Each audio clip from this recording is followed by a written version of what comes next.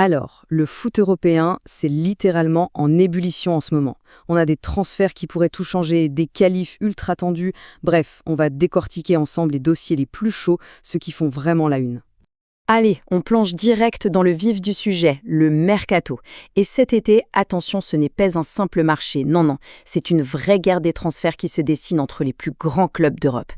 Et au cœur de la première grosse bataille, qui on retrouve? Julián Álvarez, bien sûr. L'attaquant argentin, le champion du monde, il est dans le viseur de deux cadors espagnols. Et là, le duel promet d'être assez épique. Et c'est l'Atlético Madrid qui a tiré le premier. Et pas avec une petite offre, hein. Ils ont mis sur la table 10 millions d'euros par saison. C'est juste énorme. Ça ferait de lui, d'un coup, le joueur le mieux payé de tout l'effectif. Et forcément, ce mouvement, ça pourrait tout enchaîner derrière. C'est l'effet domino classique. Imaginez, si Álvarez file au Barça, qu'est-ce qu'on fait de Robert Lewandowski? La question se pose vraiment. Et devinez qui est déjà sur le coup? La Juventus, évidemment. On parle même d'une opération Blitz pour essayer de chipper le Polonais. Mais le Barça, il ne regarde pas que devant, hein. Loin de là. Pour blinder la défense, pour vraiment solidifier tout ça, ils ont une cible bien précise en tête. Le rock de l'Inter Milan, Alessandro Bastoni. Sauf que l'Inter, ils ne sont pas prêts à le brader, c'est le moins qu'on puisse dire. Le prix a été fixé et il est salé. On parle d'une somme entre 70 et 80 millions d'euros, rien que ça. Et c'est là qu'on voit que l'Inter a bien préparé son coup. Ils ne sont pas pris au dépourvu, pas du tout. Si Bastoni s'en va, pas de panique, le plan B déjà sur les rails. Et ce fameux plan B, il a un nom, Lautaro Rivero, c'est un jeune défenseur argentin de River Plate très prometteur, un gaucher en plus. Sa valeur est déjà en train de grimper en flash et, visiblement, l'Inter l'a dans son viseur depuis un bon moment. Allez, on laisse un peu les clubs de côté, parce que toute cette agitation, elle a évidemment des conséquences sur la scène internationale. Surtout avec les barrages pour la Coupe du Monde qui arrive. La pression est à son comble. Et justement, en parlant de ça, l'Italie a fait un grand pas en battant l'Irlande du Nord. C'est une étape super importante de franchie, la qualif se rapproche, mais attention, le plus difficile est encore à venir. Le truc, c'est que cette victoire, elle cache des performances assez mitigées. D'un côté, on a eu un Sandro Tonali absolument monstrueux, élu homme du match et à juste titre. Mais de l'autre, certains joueurs comme Matteo Retegui ont eu beaucoup plus de mal. On a senti qu'ils subissaient la pression. Parce que le dernier obstacle pour les Italiens, il est costaud. C'est la Bosnie-Herzégovine.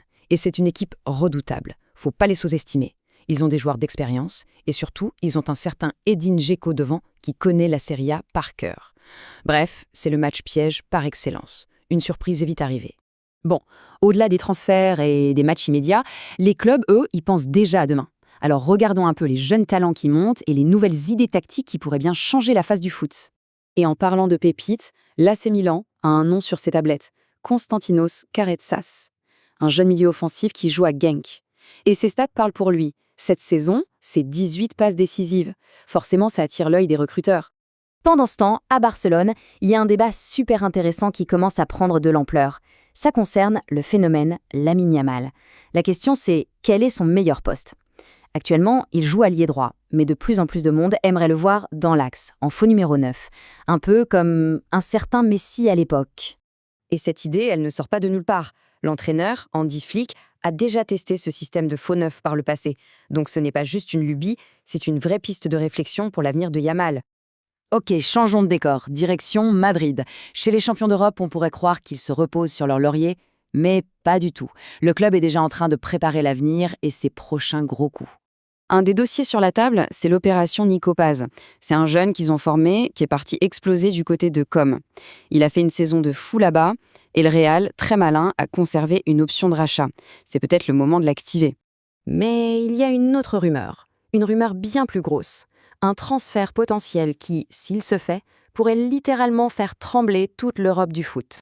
La bombe, elle a été lâchée par Rodri, le capitaine de Manchester City. Quand on lui a posé la question sur le Real, il a dit ça. Quand l'un des plus grands clubs de la planète vous appelle, c'est difficile de tourner le dos. Ouch, il ne ferme absolument pas la porte. Et ce qui rendrait ce transfert encore plus dingue, c'est qu'il a été formé chez le rival, l'Atlético. Imaginez un peu le séisme. Allez, pour finir, un petit tour rapide des dernières rumeurs et des petits soucis qui agitent le reste de l'Europe. Du côté de l'Angleterre, la tension monte pour la liste finale. Il y a une place à prendre sur l'aile, et c'est une vraie bagarre entre deux joueurs très talentueux. Une vraie bataille pour l'avion, comme on dit là-bas. En Italie, direction Naples, où l'ambiance est électrique. C'est le moins qu'on puisse dire. Le club est apparemment furieux contre Romelu Lukaku. Il devait rentrer de Belgique, il n'est pas rentré. Forcément, ça crée des tensions énormes. Bref, on le voit, tout est en mouvement. C'est comme une immense partie d'échecs. Chaque transfert, chaque rumeur, chaque choix tactique peut avoir des conséquences énormes. Alors la vraie question, au fond, c'est parmi toutes ces bombes qui sont en train d'être amorcées sur le mercato, laquelle va vraiment exploser et tout faire sauter cet été?